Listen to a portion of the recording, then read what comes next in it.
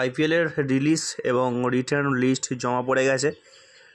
তো আজকে দেখে নেব লখনৌ সুপার জায়েন্ট এলএসজি এই টিম কোন কোন প্লেয়ারকে রিলিজ করেছে।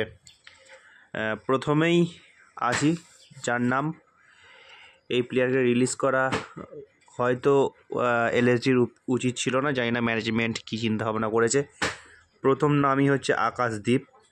আকাশদ্বীপকে কিন্তু রিলিজ করা কতটা সঠিক বা কতটা ভুল হয়েছে সেটা আইপিএল চলাকালীন বোঝা যাবে।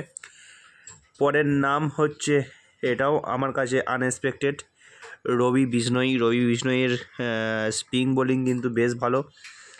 রবি বিষ্ণইকেও কিন্তু এলএসজি টিম রিলিজ করে দিয়েছে, হয়তো অকশানে আবার কম দামে কেনার চেষ্টা করবে। যাই হোক, তারপরের নাম হচ্ছে সামার জোসেফ।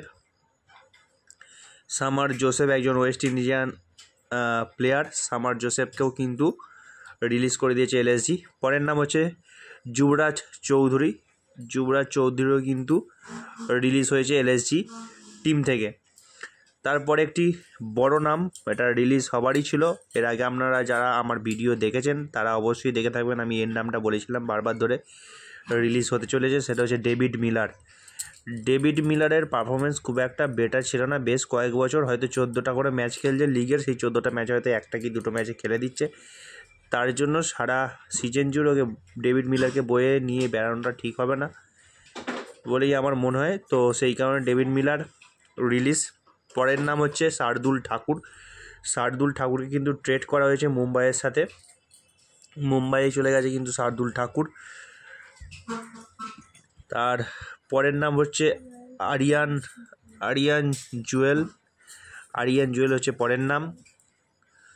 এলএসজির লাস্ট নাম আসছে রাজবর্ধন হাঙ্গারকার। আরিয়ান জুয়েলের পর রাজবর্ধন হাঙ্গারকার।